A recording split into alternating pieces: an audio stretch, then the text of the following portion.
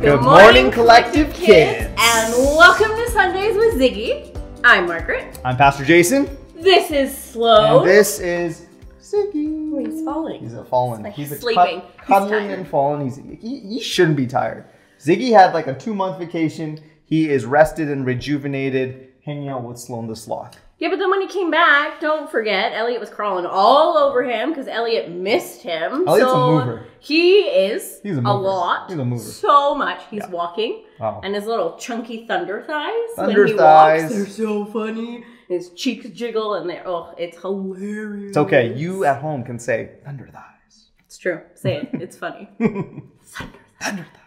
All right. Anyway, so this morning, Pastor Jason. Yes. I would like to test. We all know you're athletic. Okay. We know that you love basketball and all things sports. Buckets the boys love playing with you. Love it. And the buckets and all that fun stuff. Yeah. But everybody who knows me knows that I'm crafty. Okay, and I am not crafty. Exactly. So we're going to just test to see how creative we can be. And so we're going to take our Play-Dohs. Okay. I've got white and you've got yellow. Play-Doh.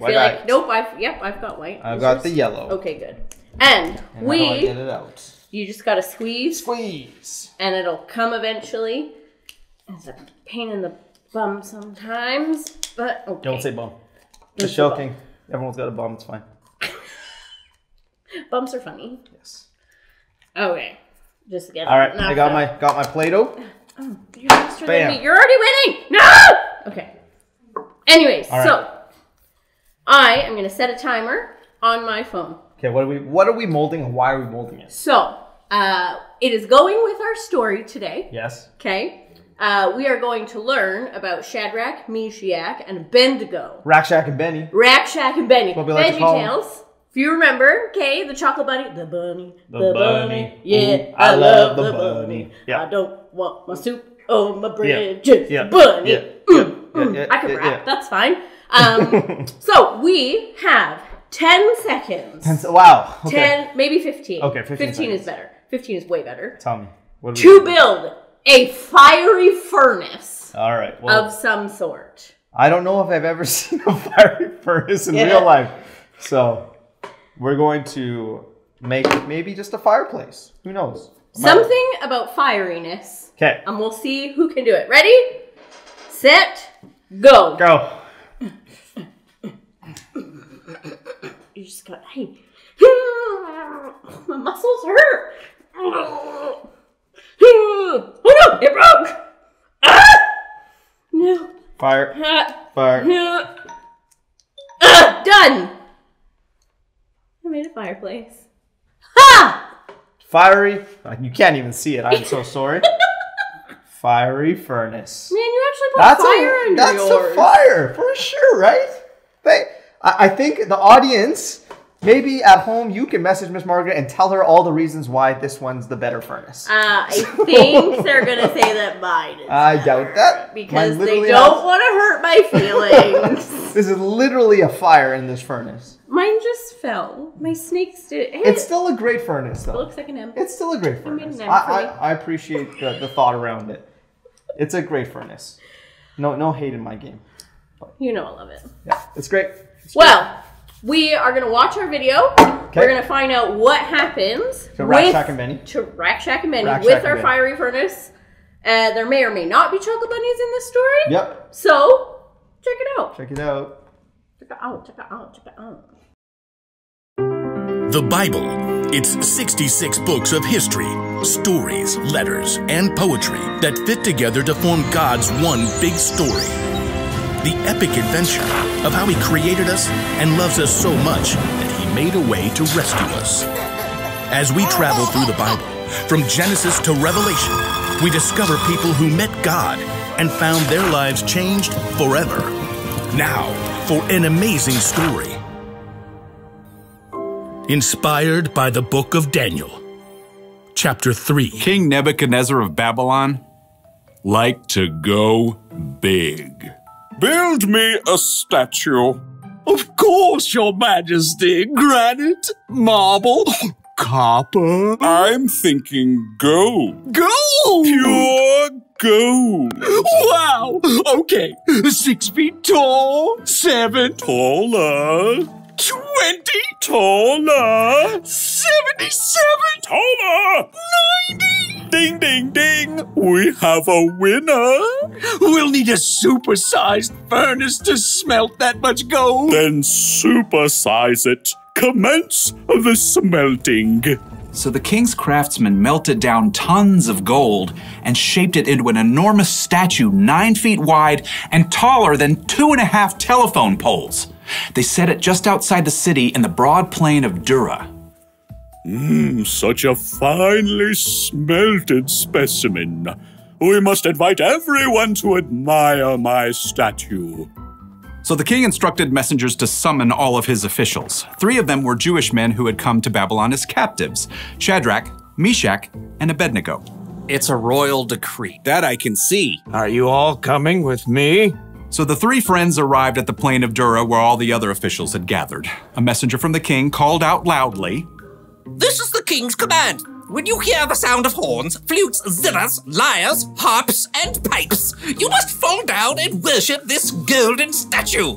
Worship a false god? That's worse than odd. I wouldn't even give it a nod. Oh, and FYI, if you don't do it, you'll be thrown into a blazing furnace. Immediately, music began to play. Every single official threw themselves down on the ground except for Shadrach, Meshach, and Abednego. And let me tell you, their refusal to bow did not go unnoticed.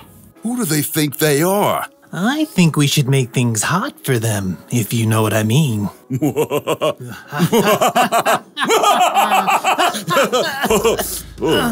Several officials dusted themselves off and went straight to the king. King Nebuchadnezzar, may you live forever. Thanks.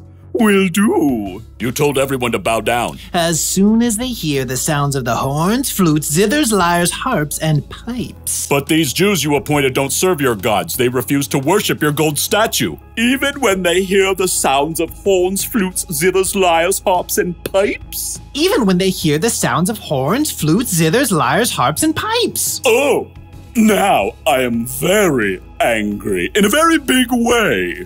The king sent for the 3 friends. Is what I hear about you true? Don't you serve my gods and worship the gold statue I set up?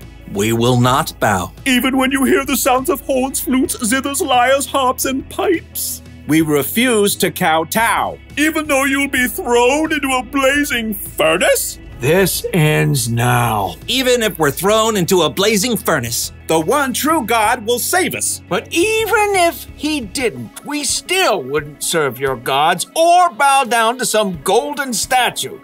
That didn't rhyme. Nebuchadnezzar's face burned red as a ripe tomato. Make the fire 7 times hotter. Tie them up. Throw them in. The king's strongest soldiers grabbed Shadrach, Meshach, and Abednego. They knotted heavy ropes around the 3 friends and then shoved them into the roaring flames. The king peered into the blue, hot heart of the flames and then leapt back in surprise. Didn't we throw 3 men into the fire? And they all deserved it. Look, I see 4 men walking around untied. The fire hasn't harmed them. The 4th man looks like a son of the gods. Sure enough, a 4th figure stood there with the 3 friends. An angel? Or perhaps Jesus himself? Dumbfounded, the king rushed to the door of the furnace. Shadrach, Meshach, Abednego, you who serve the Most High God, come out. The 3 friends walked out of the scorching flames, completely unharmed.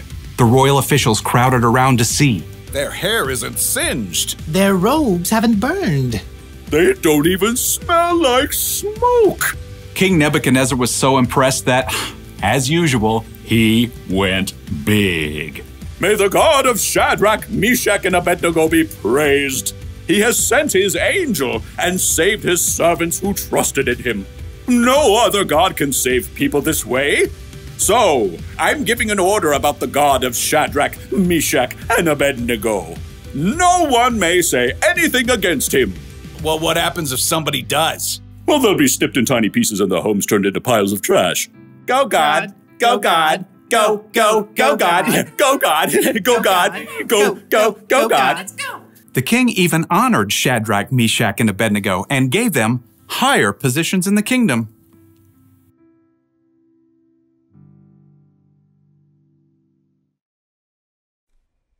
Amazing. Rakshak and Benny.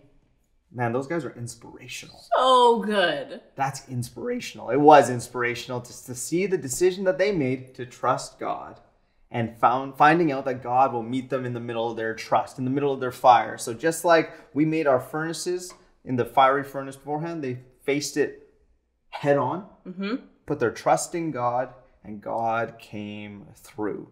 Yeah. So the bottom line for today is that we want you to trust that God is always with you. And we believe that wholeheartedly, that whether you're at school, whether you're at home, you're hanging with your friends, maybe that you made a mistake, maybe that you're doing everything right, that doesn't matter. We have a promise that God is always with us. And when we hold on to that, I think we can discover some really amazing things in our life. So we think that you guys are amazing. And when you discover that you can trust God, all things can be amazing. Yeah, I think it's great. It's so, I don't know, I always get so amped up when I watch it because like things are scary. It's not like there's nothing, like I'm scared of a lot of things, but to sit there and just know that he's like always with me, he's got my back. Yeah, like, he's got your back. Bam, let's do it. Yeah. Done. I wonder at home this week how you can flex that muscle of trust. Maybe it's just like you feel a little bit bad in a moment and then you say, you know what?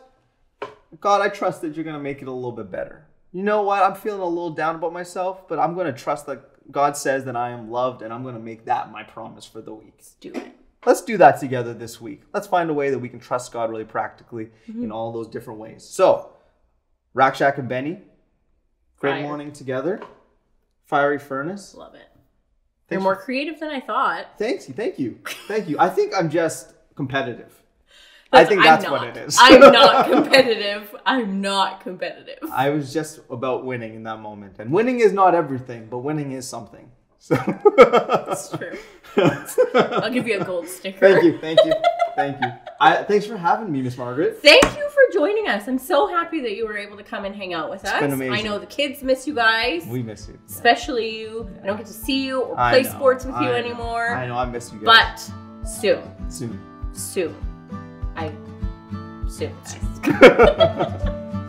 Well, we love you guys. We miss you guys tons. And we will catch you on the flip side.